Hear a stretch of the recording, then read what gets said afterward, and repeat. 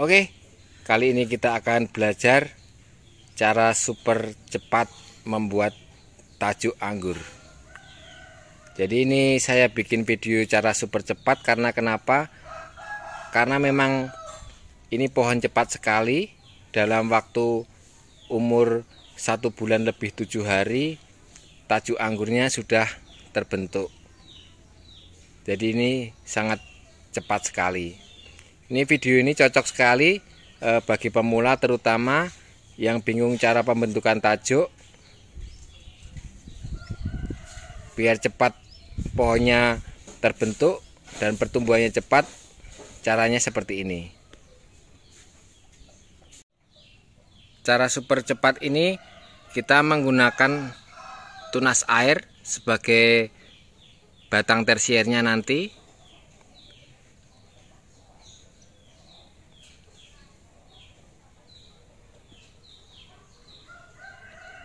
Nah, sebelumnya pengenalan seperti ini dulu. Ini jenis Everest. Ini yang dimaksud batang primer, jadi batang utama. Batang utama. Dalam ketinggian 1 meter kita tekuk. Ini ketinggian 1 meter kita tekuk. Dan tekukan yang di sini ini disebut batang sekunder. Jadi batang yang kedua ini batang sekunder. Dan tunas-tunas yang tumbuh di antara ketiak daun ini yang disebut batang tersier. Sebelumnya saya pernah bikin video cara pembentukan tajuk menggunakan tunas bud. Kali ini kita menggunakan tunas air. Jadi bisa dua macam pembentukan tajuk anggur, itu bisa menggunakan bud. Bud itu seperti ini, yang nyenol seperti ini. Kalau yang ranting tumbuh di antara ketiak daun ini menggunakan tunas air. Dan ini tajuk ini kita bikin menggunakan tunas air. Nah, video ini saya terapkan dalam menggunakan sistem tralis, jadi pendek. Kalaupun sistem para-para prinsipnya juga sama. Jadi karena tralis tingginya 1 meter, kalau para-para nanti bisa tingginya 2 meter atau 2,5 meter. Jadi prinsipnya sama. Jadi bisa diterapkan dalam sistem apapun, tralis atau para-para. Ini gambaran besarnya pohon terlebih dulu. Untuk panjang sekundernya sampai di tanaman berikutnya di sini, ini panjangnya 1,5 meter. Jadi yang di kebun saya ada yang panjang 2 meter, ada yang panjang 1,5 meter. Jadi menyesuaikan aja, bisa diatur atau dibuat sesuai selera dan menyesuaikan tempat. Nah, dalam suatu tajuk nanti biasanya tumbuh tunas air seperti ini, atau bisa di bawah seperti ini. Di bawah seperti ini tumbuh tunas air seperti ini. Ini wajar ya dalam satu pohon, nggak apa-apa.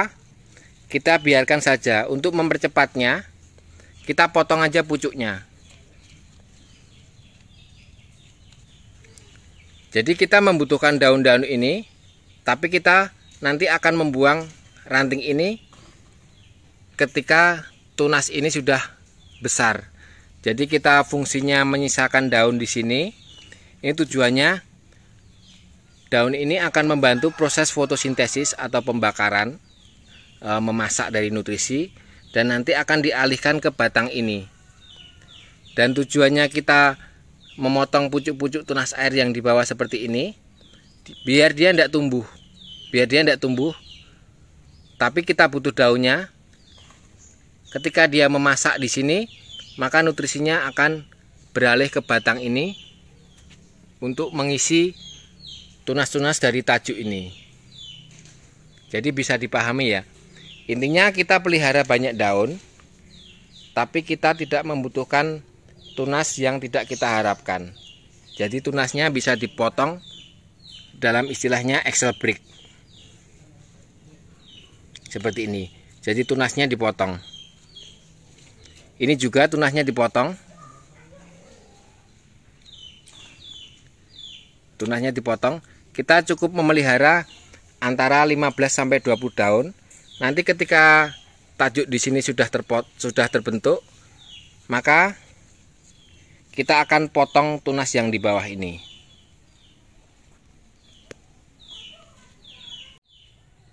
Nah, ini ranting sekundernya, panjangnya 1,5 meter, dan tunas yang di depan sudah melebihi 1,5 meter, jadi kita potong.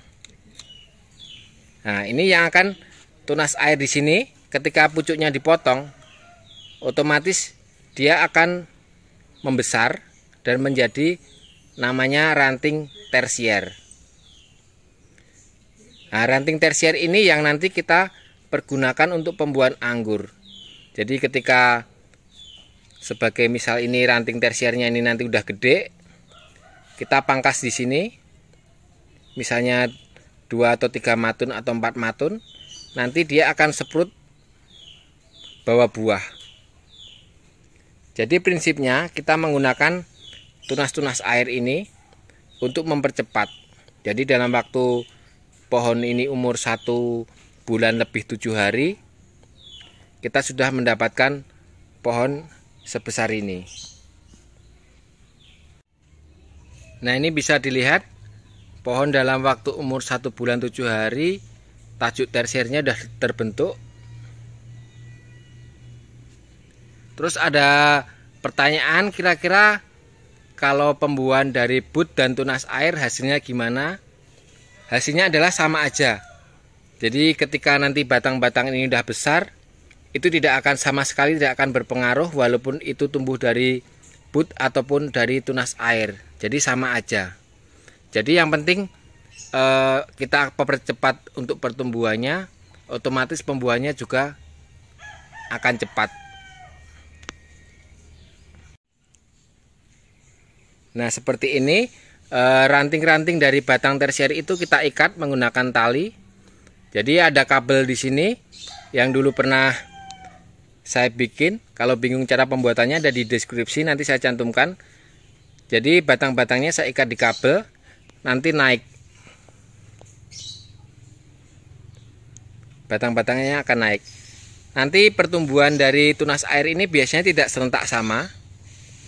Jadi ada yang masih kecil seperti ini, ada yang udah gede, nggak masalah. Nanti ketika kita udah mendapatkan 15-20 daun, tunasnya ini dipotong, otomatis nutrisi akan beralih ke yang kecil ini. Jadi nanti pertumbuhannya akan menjadi merata karena nutrisinya akan beralih. Ini dalam satu tajuk tersier dengan bentangan 1,5 meter, kita bisa hitung jumlah tersiernya. 1, 2, 3, 4, 5, 6, 7, 8, 9, 10, 11, 12, 13, 14, 15, 16, 17, 18, 19. Ada 19 tunas tersier. Nanti bisa dibayangkan jika dalam satu tunas tersier itu keluar buah 1 atau 2 dompol, nanti dalam tajuk yang pendek ini pun bisa menghasilkan buah yang banyak. Jadi tidak masalah tajuknya pendek, yang penting pengaturannya tertata dan rapi, nanti pembuahannya juga akan bisa maksimal. Nah, ini batang air yang tumbuh di bawah, kita rapikan aja dulu, nggak apa-apa. Kita masih pergunakan daun-daunnya. Nanti ketika tajuk ini udah terbentuk semua, ini bisa dipotong dari bawah. Jadi untuk sementara kita pergunakan untuk membantu proses fotosintesis, sehingga pembesaran batangnya ini akan cepat. Jadi ini yang saya maksud pembuatan tajuk super cepat. Ini dalam waktu 4-5 bulan pun tajuk ini sudah terbentuk dengan sempurna. Dan dalam waktu kurun 4-5 bulan itu kita bisa melakukan proses pembuahan. Jadi sangat cepat sekali teman-teman. Yang penting kalau tertata, otomatis pembuahannya akan sangat cepat. Jadi semua batang-batangnya kita atur. Nanti kita akan update lagi ketika udah terbentuk tajuk dengan sempurna. Ini ada pohon yang lain juga. Jadi masih sama, kita bentuk tajuk-tajuknya. Semua menggunakan sistem tralis dan menggunakan tunas air.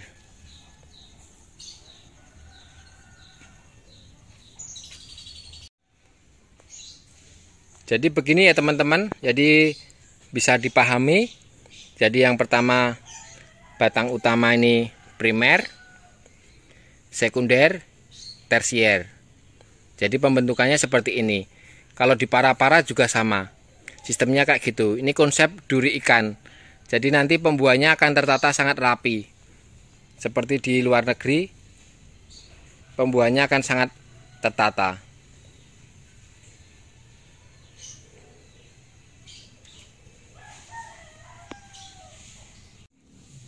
Jadi pembuahan anggur itu cepat. Untuk pupuknya kita gunakan seperti ini, pupuk vegetatif. Jadi kita pertumbuhan, pupuk vegetatif bisa memakai NPK, bisa memakai kotoran hewan atau pupuk organik lainnya. Ini masih proses vegetatif atau pertumbuhan. Jadi kita maksimalkan pertumbuhannya dulu, pembentukan daun dan batang ini. Setelah semuanya sudah terbentuk, maka akan diganti menggunakan pupuk generatif. Ini kalau ada sulur-sulur seperti ini bisa dibuang. Ini membuang nutrisi, jadi dibuang nggak masalah. Membuahkan anggur itu cepat. Jadi intinya yang terpenting dalam berkebun anggur adalah kita mengatur pohon. Jangan dibuat acak-acakan. Nanti kalau acak-acakan kita bingung untuk pemangkasan.